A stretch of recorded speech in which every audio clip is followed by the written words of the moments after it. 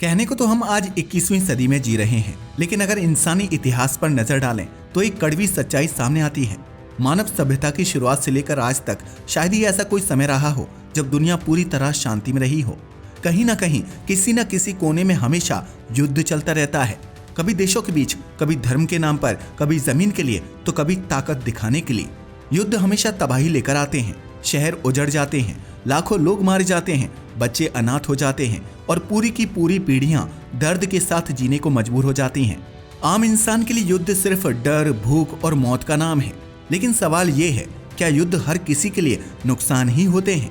सच्चाई यह है कि दुनिया में कुछ देश ऐसे भी हैं जिनके लिए युद्ध नुकसान नहीं बल्कि कमाई का जरिया बन चुका है।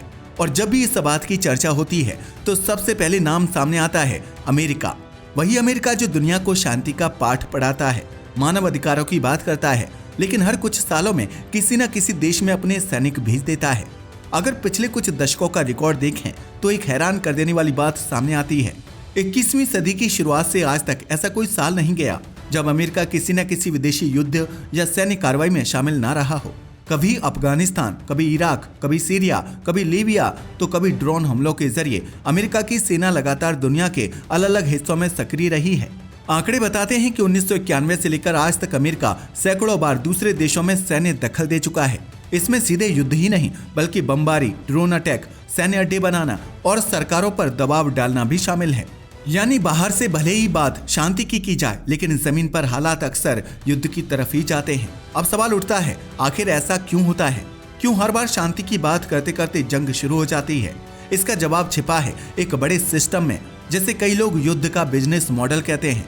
अमेरिका में हथियार बनाने वाली कंपनियां, सैन्य कॉन्ट्रैक्ट लेने वाली बड़ी फर्में और राजनीति से जुड़े ताकतवर लोग सब मिलकर एक ऐसा ढांचा बनाते हैं जिसमें युद्ध से फायदा होता है। जितनी ज्यादा जंग उतने ज्यादा हथियार बिकते हैं, जितनी ज्यादा अशांति उतने ज्यादा अरबों डॉलर के सौदे। यही वजह है कि हर युद्ध के बाद कुछ लोग और ज्यादा अमीर हो जाते हैं, जबकि बाकी दुनिया और ज्यादा गरीब, कमजोर और बर्बाद। यह सिस्टम युद्ध को खत्म नहीं होने देता, क्योंकि युद्ध ही इसका ईंधन है। आज हम इसी कहानी को समझने की कोशिश करेंगे, कैसे युद्ध सिर्फ बंदूक और बम की लड़ाई नहीं बल्कि पैसों, ताकत और राजनीति का खेल बन चुका है, और कैसे शांति की बातें करने वाली दुनिया असल में युद्ध से चल रही है। अगर बात की जाए इस साल की, तो इस साल कई युद्ध की शुरुआत हुई और कई खत्म हो गए, जैसे इजराइल, ईरान, फिलिस्तीन का संघर्ष। लेकिन जब जब युद्ध हुआ है, किसी को बहुत ज्यादा फायदा हुआ है, जिसका अंदाजा आप इस बात से लगा सकते हो कि जब इजराइल ने ईरान पर हमला किया था तो अगले ही दिन अमेरिकी डिफेंस कंपनियों के शेयर आसमान छूने लगे थे। In fact Lockheed Martin, RTX Corp, Northrop Grumman, इन कंपनियों के शेयरों में तो भारी उछाल आ गया था। और यह कोई पहली बार नहीं है, बल्कि यह कहानी पहले भी हुई है। कहते हैं ना कि इतिहास खुद को दोहराता है, कुछ ऐसा ही इस बार भी देखने को मिल रहा है। एक्चुअल में जब रूस ने यूक्रेन पर हमला किया था, यानी कि 2022 में, तो रक्षा कंपनियों के स्टॉक बढ़ गए थे। इसके बाद 2024 में जब इजराइल ने अचानक वेस्ट बैंक पर छापा मारा तो इसका रिजल्ट साफ दिखाई दिया, जिसका अंदाजा आप इस बात से लगा सकते हो कि एक हफ्ते के अंदर शेयरों की कीमत 30% से भी ऊपर चली गई थी। इनफैक्ट 2024 अमेरिकी डिफेंस इंडस्ट्री के इतिहास का सबसे ज्यादा मुनाफे वाला साल बना। इन कंपनियों की बिक्री कई गुना बढ़ गई थी। लेकिन दूसरी ओर आम अमेरिका की हालत बदलती जा रही है। अमेरिका एक ऐसा देश बन चुका है जहां inflation, interest rates, debt and living issues बढ़ते जा रहे हैं, लेकिन फिर भी सरकार का सोशल बजट गिर रहा है और बजट का सबसे बड़ा हिस्सा रक्षा बजट की ओर जा रहा है। यानी कि जंग से जो अमीर हो रहा है वो पूरा यूएसए नहीं है, बल्कि वह है अमेरिका की डिफेंस कंपनियां। लेकिन अब सवाल यह उठता है कि आखिर ऐसा क्यों और यह सिस्टम चलता कैसे है? वेल, इसे मिलिट्री इंडस्ट्रियल कॉम्प्लेक्स यानी सैन्य औद्योगिक गठजोड़ कहा जाता है। इसकी बात की जाए तो यह वह तंत्र है जहां 3 ताकतें मिलकर काम करती हैं। पहला सुरक्षा कंपनियां, दूसरा राजनेता, तीसरा मीडिया। एक्चुअल में ये तीनों मिलकर एक ऐसा नेटवर्क बना देते हैं जो न केवल युद्ध का जवाब देता है, बल्कि यह भी तय करता है कि युद्ध को कैसे देखा जाएगा, दुनिया को युद्ध के बारे में क्या बताया जाएगा और सरकार कैसी प्रतिक्रिया देगी। आप खुद सोच कर देखिए, लॉकहीड मार्टिन, रेथियन टेक्नोलॉजीज और नॉर्थरोप ग्रुमन जैसी कंपनियां आम बाजार में सामान्य उपभोक्ताओं के लिए उत्पाद नहीं बनाती। इनफैक्ट ये कंपनियां जनता को तो कुछ भी नहीं बेचती। इनका केवल एक ही ग्राहक होता है और वो होती है सरकार। और ये तो आप भी जानते हैं कि अमेरिकी सरकार हर साल सबसे ज्यादा पैसा किस पर खर्च करती है। जी हाँ, आपने सही समझा, अपनी सेना पर। इसका अंदाजा आप इस बात से लगा सकते हैं कि 2023 में अकेले अमेरिका ने 877 अरब डॉलर अपनी रक्षा बजट में खर्च किए थे, जो दुनिया में मौजूद लगभग 9 देशों के कुल खर्च से भी ज्यादा है। और इसमें से आधे से ज्यादा पैसे तो प्राइवेट डिफेंस ठेकेदारों के पास ही गए। यानी मतलब साफ है, अगर दुनिया में शांति रहेगी तो ये कंपनियां दिवालिया हो जाएंगी या इनका मुनाफा गिर जाएगा, और अगर दुनिया अस्थिर होगी तो मुनाफा और भी बढ़ेगा। यही वजह है कि ये शांति चाहते ही नहीं है। इनफैक्ट ये तो बस एक ही मोटो पर चलते हैं, और इनका वो मोटो है आपदा को अवसर में बदलना। और अगर बात करें अमेरिकी मीडिया की, तो यह भी इस सिस्टम में बराबर की भागीदार है, क्योंकि ये केवल हथियारों की लड़ाई नहीं है बल्कि कहानी की भी लड़ाई होती है। जिसे आप इस बात से समझ सकते हो कि जब ट्रंप ने एक महिला रिपोर्टर की ईरान पर अमेरिकी स्ट्राइक की कवरेज को लेकर आलोचना की थी, तो अलग अलग मीडिया हाउस ने वह खबर दो बिल्कुल अलग तरीकों से दिखाई थी। अगर उदाहरण के लिए देखें तो लेफ्ट लर्निंग चैनल ने हेडलाइन चलाई, Trump unloads on reporter in angry rant, यानी मीडिया ने लोगों का ध्यान ट्रंप के गुस्से पर खींचने की कोशिश की। दूसरी ओर राइट लर्निंग चैनल ने जनता को दिखाया था कि Trump defends military slams biased media, यानी राइट लर्निंग चैनल ने इस खबर को इस तरह से पेश किया कि जनता का ध्यान ट्रंप द्वारा सेना के समर्थन और मीडिया पर लगाए गए पक्षपात के आरोपों पर केंद्रित हो जाए। अब आप खुद सोच सकते हो मीडिया किस तरह से एक ही घटना को दो कहानी और दो सच के रूप में दिखाता है। लेकिन यकीन मानिए, यह कोई अकेली घटना नहीं है, बल्कि यह एक खेल बन चुका है। हर खबर को इस तरह से पेश किया जाता है कि लोग अपनी पसंदीदा सच्चाई पर भरोसा करें। और यह तो आप भी जानते हैं कि जब जनता दो हिस्सों में बंट जाती है तब असली मुद्दे धुंधले हो जाते हैं। फिर किसी का इस बात पर ध्यान ही नहीं जाता कि कौन जंग से पैसा कमा रहा है, और यही तो लॉबी और सत्ता चाहती है, यही तो उनका खेल है।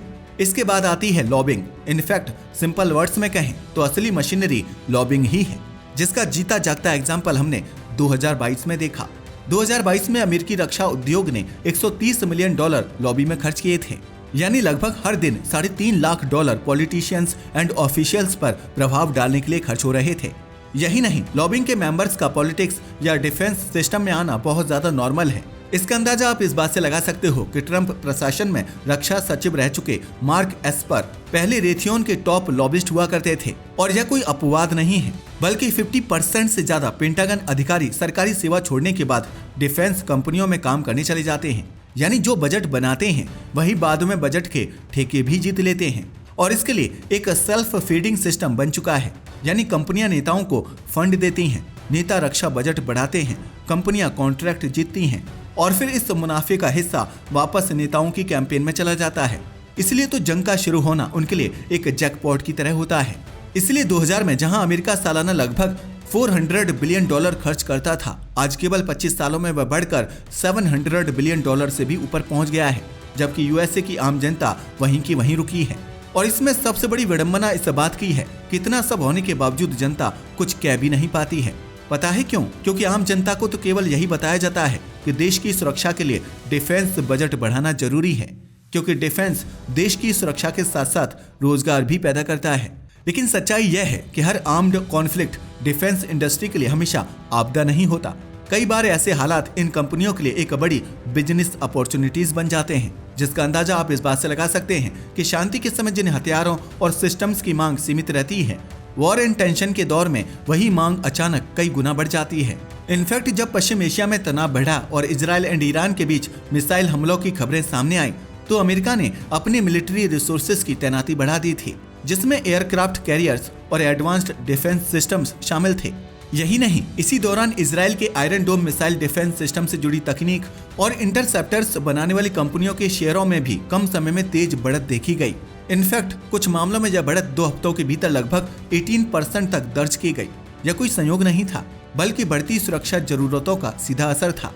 अगर बात करें पैलेंटर जैसी कंपनियों की, जो आर्टिफिशियल इंटेलिजेंस, डेटा एनालिटिक्स और military decision support systems provide करती हैं, हाल के वर्षों में इनकी ट्रेंडिंग और मार्केट वैल्यू में कई गुना उछाल देखने को मिला है। मॉडर्न वॉरफेयर में हर मिसाइल, हर ड्रोन और हर टारगेट स्ट्राइक डेटा, सॉफ्टवेयर और सर्विलांस सिस्टम्स पर डिपेंडेंट होती जा रही है, और यही निर्भरता इन कंपनियों के मुनाफे को बढ़ाती है। सबसे अहम बात यह है कि यह तस्वीर केवल अमेरिका की नहीं है। फ्रांस, चीन, इजराइल और कई अन्य देशों का डिफेंस एक्सपोर्ट हाल के वर्षों में रिकॉर्ड स्तर तक पहुंच चुका है। असल में जैसे जैसे दुनिया अधिक अस्थिर होती जा रही है, वैसे वैसे वेपन्स एंड मिलिट्री टेक्नोलॉजी का ग्लोबल ट्रेड भी फैलता जा रहा है। तो सवाल ये नहीं है कि युद्ध में कौन जीत रहा है, असल सवाल ये है कि इस पूरी व्यवस्था की कीमत कौन चुका रहा है और किसके लिए यह अस्थिरता एक बिजनेस मॉडल बन चुकी है। मगर इसकी कीमत पूरी दुनिया चुका रही है। हर अमेरिकी नागरिक औसतन $2,800 प्रति साल सिर्फ सेना पर खर्च करता है। ऐसा इसलिए क्योंकि पैसा आखिरकार टैक्स से ही आता है, यानी एक एक मिसाइल का दाम आम लोगों की जेब से ही निकलता है। जबकि उस पैसे से क्या क्या नहीं हो सकता था। उससे स्वास्थ्य सेवाएं सस्ती हो सकती थीं, सड़कें और स्कूल अच्छे हो सकते थे, या मध्यम वर्ग के लिए टैक्स कम किया जा सकता था। मगर नहीं, वह पैसा हथियारों में जा रहा है, जिनका इस्तेमाल शायद कभी किसी और देश में होगा, मगर कीमत फिर भी आम आदमी ही चुका रहा है। यह सिस्टम अब इतनी गहराई में जा चुका है कि इसे साजिश नहीं कहा जा सकता, बल्कि यह एक स्ट्रक्चर बन चुका है। और इतना ही नहीं, यकीन मानिए यह कोई एक विलेन नहीं है, बल्कि यह पूरा सिस्टम ही भ्रष्ट है। मीडिया वही कहानी चलाता है जिससे उसे फायदा हो। नेशनल सिक्योरिटी के नाम पर नेता बजट बढ़ाते जाते हैं, कंपनियां नए हथियार बनाती हैं और जनता बस यही सोचती रहती है कि शायद यह सब जरूरी है। लेकिन असल में शांति इस सिस्टम की दुश्मन है और जब तक यह ढांचा रहेगा, युद्ध सिर्फ एक नीति नहीं बल्कि एक व्यवसाय बना रहेगा। इसलिए जब भी आप मीडिया में किसी युद्ध की खबर सुने तो आपको समझना चाहिए कि असल में क्या चल रहा है। अगली बार जब आप देखेंगे कि कोई देश किसी पर हमला कर रहा है या कोई डिफेंस बजट बढ़ाया जा रहा है, तो जरा ठहरकर सोचिए, क्या यह वास्तव में रक्षा है या फिर किसी और की तिजोरी भरने का बहाना। क्योंकि जब युद्ध शुरू होता है तब धमाके सिर्फ बॉर्डर पर नहीं बल्कि बजट पर भी होते हैं। तो यह थी कहानी युद्ध की, जो लगातार एक प्रॉफिट सिस्टम में बदलता जा रहा है। वैसे आपका इसके बारे में क्या ख्याल है? अपनी राय हमें कमेंट करके जरूर बताइएगा। साथ ही अगर आपको हमारी वीडियो पसंद आए तो इसे लाइक करें और हमारे चैनल को सब्सक्राइब करें। धन्यवाद।